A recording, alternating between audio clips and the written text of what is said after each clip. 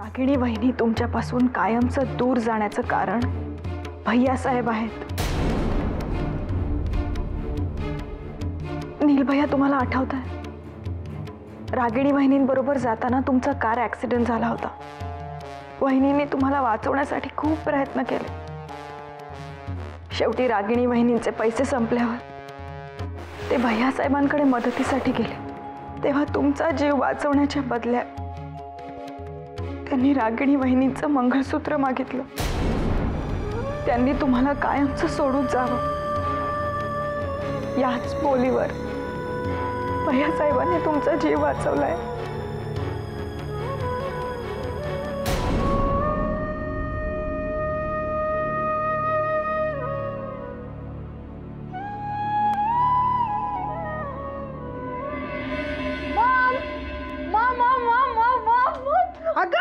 हळू लागेल ना. उठ उठ उठ ये.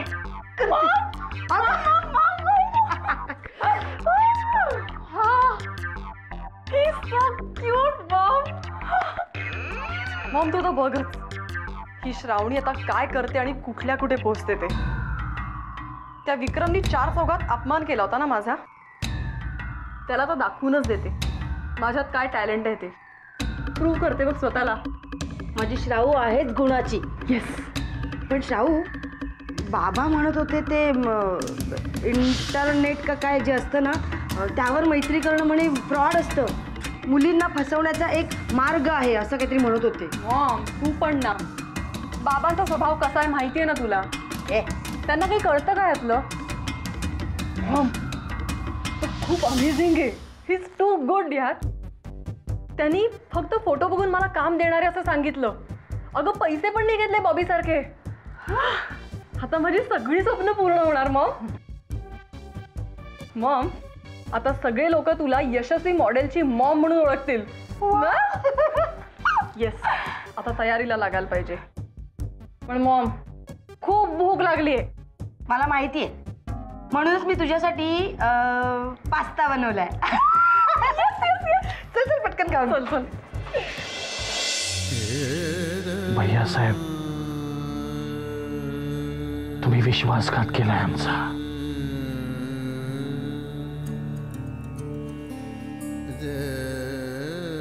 तुम्ही खेळलात आमच्या आयुष्याशी.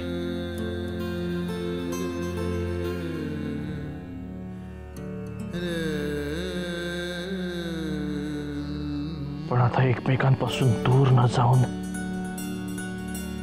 आम्हीच तुम्हाला धडा शिकवणार आहोत. ते शक्य नाहीये नील. आपल्या एकत्र राहण्याला तुझ्या घरून कधीच परवानगी मिळणार नाही. त्यांची परवानगी नाही मागायची आता. आणि रागिणी, तू पुन्हा आम्हाला सोडून जायची भाषा करतेस.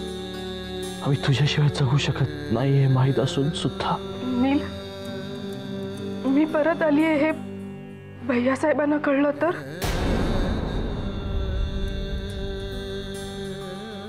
त्यांनी काही फरक पडणार नाही आता.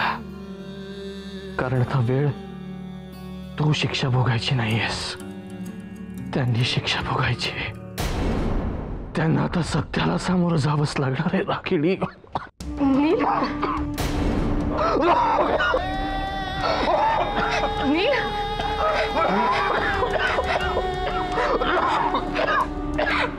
नील, पाणी पाणी.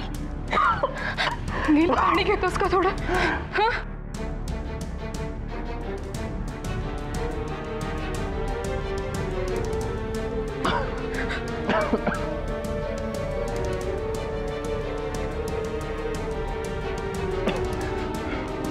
नील, तू आधी काळजी घे स्वतःची. आपण दोघं मिळून यातून काहीतरी मार्ग नक्कीच काढू. बेटा, अब तुम आ गई हो ना, अब सब कुछ ठीक हो जाएगा. बाबा, थोड्या वेळ या दोघांना एकत्र राहू देत का? हाँ बेटी, तुम ठीक कह रही हो.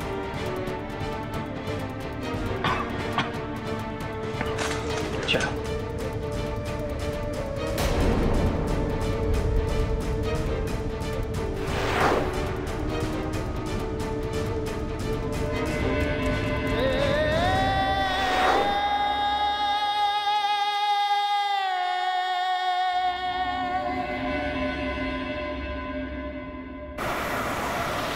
योग्य वेळेला योग्य काम झालं की कसा फायदाच फायदा होतो.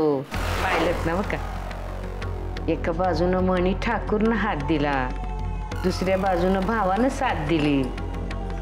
लई झकास झालं. देवयानी संग लगीन करायला तयार झाले ते झकास झालं. आता तुम्हाला कोणी बी रोखू शकत नाही. तुमचा इजे झालाच म्हणून समजा. ताज्या रिपोर्टनुसार मणी ठाकूरचा खून झाल्यामुळे लोकांमध्ये आमच्याबद्दल सहानुभूती आहे. वाटल नाही तर काय. तुम्ही तिथं जाऊन ज्या तऱ्हेनं समधी परिस्थिती हाताळली, लोक भारी इम्प्रेस झाले. आता फक्त ही सहानुभूती टिकून ठेवा म्हणजे झालं. आणि चुकून कमी झाली तर काय हो, अजून एक मणी ठाकूर.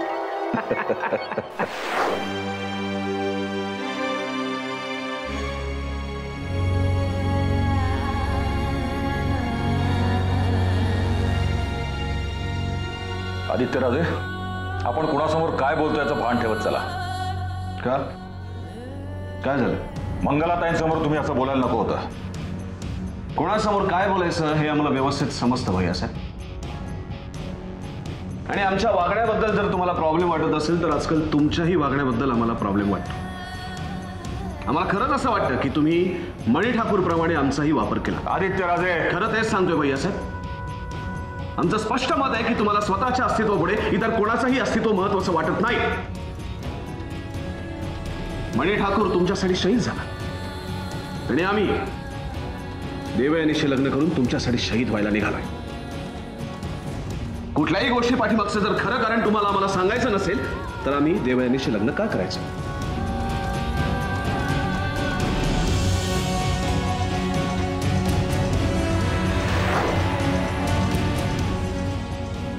मणी ठाकूरला मारण्यामागे जसा तुमचा वेगळा हेतू होता, तसाच आमचं देवयानीशी लग्न करून देण्यापाठीमागे सुद्धा तुमचा वेगळा हेतू असू शकतो. हे बघा आदित्यराजे,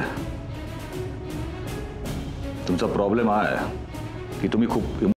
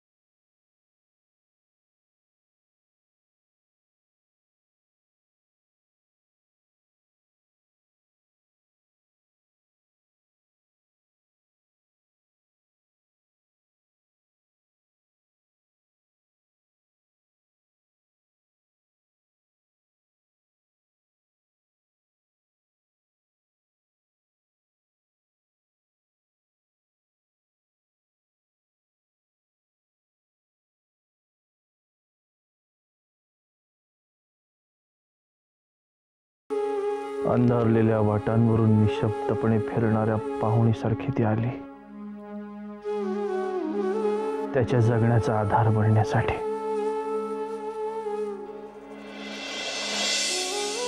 पण तोपर्यंत त्या अंधारलेल्या प्रवासात ती अनेक वेळा ठेचकाळली होती. तिचे पाय रक्तबंबाळ झाले होते तरीही ती चालतच राहिली, कारण तिला हव्या असलेल्या उजेडाने स्वतःला संपवण्यासाठी एका झोपडीत बंदिस्त करून घेतल्याचं तिला कळलं.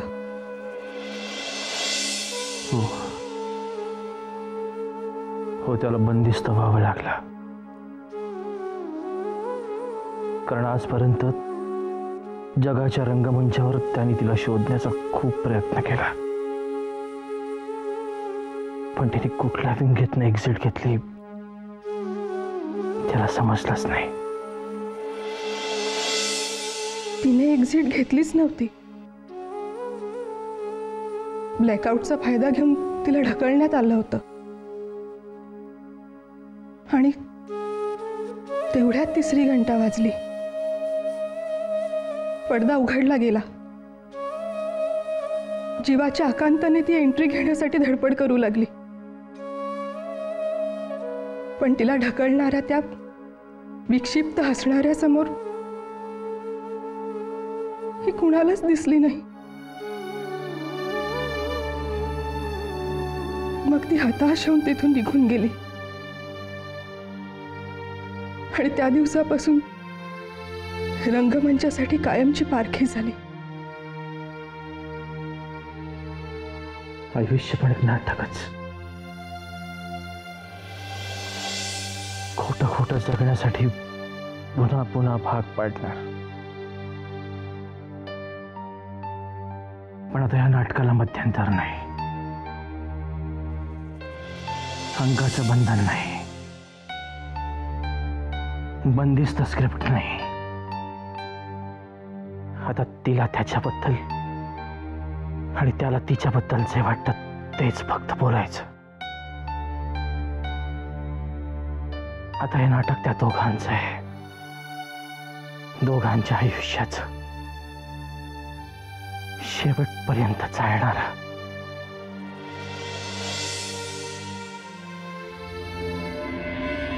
बेटी, तूने बहुत ही नेक काम किया है.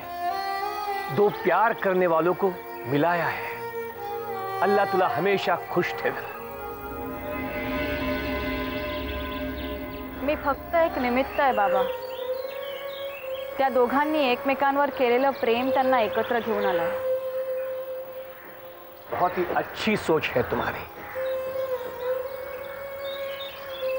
बाबा, नील भैयांना आता लवकरात लवकर हॉस्पिटलमध्ये घेऊन जायला हवं. मैं भी आपसे यही बात कहने वाला था. शायद अब वो आपकी बात सुनेंगे. उनकी आधी बीमारी तो उनकी बीवी का चेहरा देख के ही चली गई है.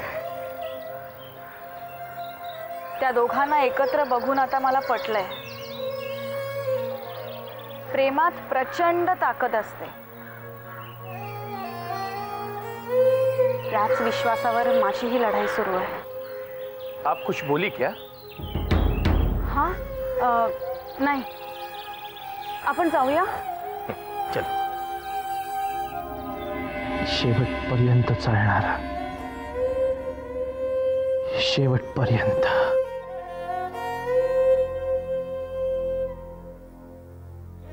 तुमचं बोलून झालं असेल तर नील भैया, आता मी काय सांगते ते ऐकायचं आहे. तुम्ही फकीर बाबांना शपथ घातली होती आणि हॉस्पिटलमध्ये ॲडमिट करून घेण्यासाठी नकार दिला होता.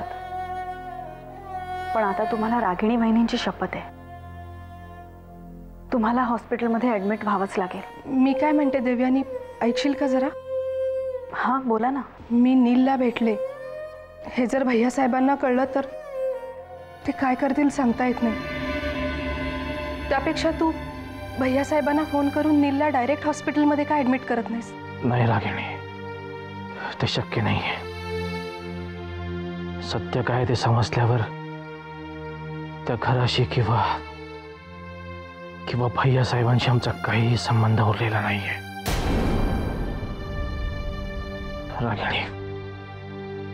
रागिणी, तू घाबरू नकोस. आम्ही आहोत तुझ्या बरोबर. देवयानी, आम्ही हॉस्पिटलमध्ये यायला तयार आहोत.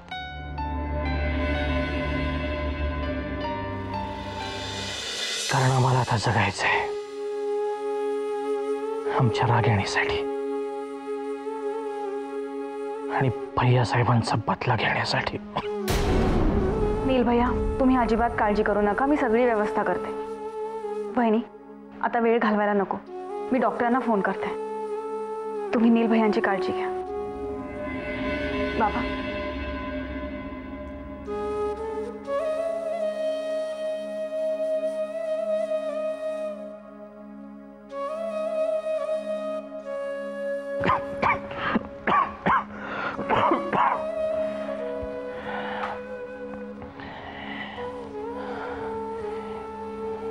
खरंच देवयानी एखाद्या देवीसारखी आपल्या आयुष्यात आली. म्हणून आपण एकमेकांना भेटू शकलो, एकमेकांशी बोलू शकलो.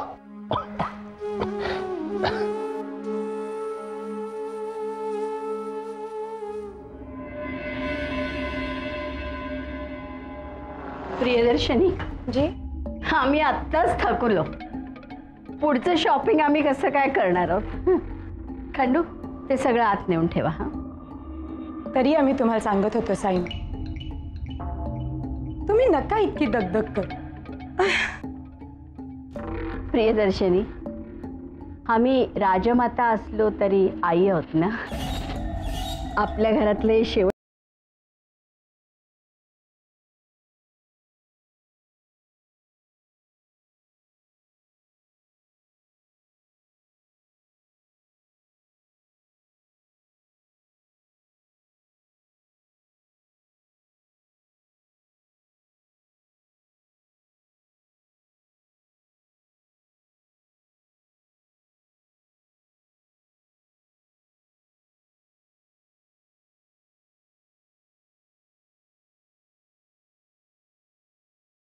तर आज कदाचित नील भाऊजी आणि रागिणीही आपल्या आनंदात सहभागी झाले असते. प्रियदर्शनी तुमचा ना प्रॉब्लेमच आहे. जरा आम्ही थोडं तुमच्याशी चांगलं बोलायला लागलो ना की तुम्ही वाहवत जाता. असं मी काय बोललो साईमा? रागिणीचा विषय आमच्या समोर काढून असं आम्ही काय बोललो असं वर तोंड करून विचारताय.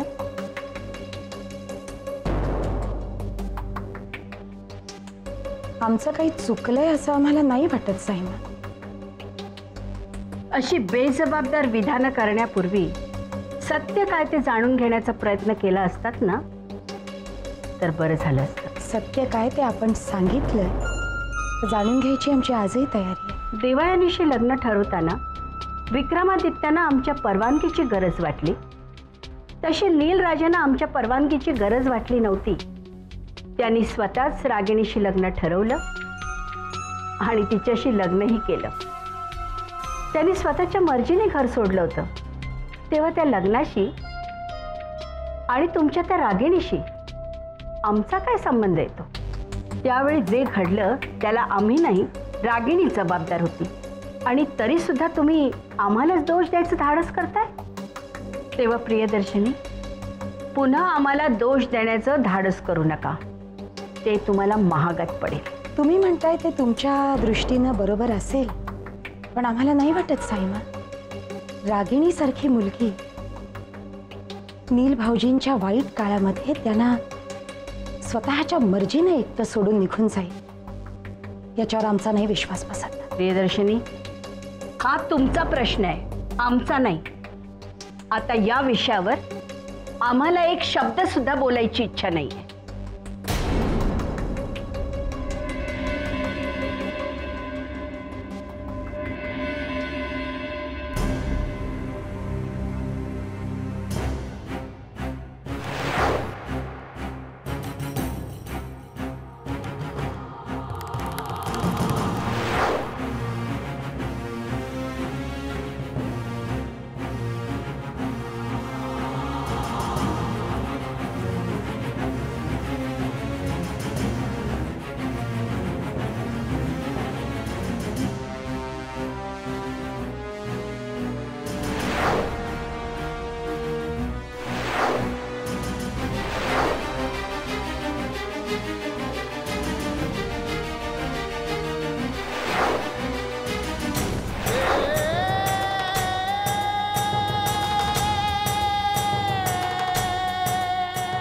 रागिणी मॅडम प्लीज.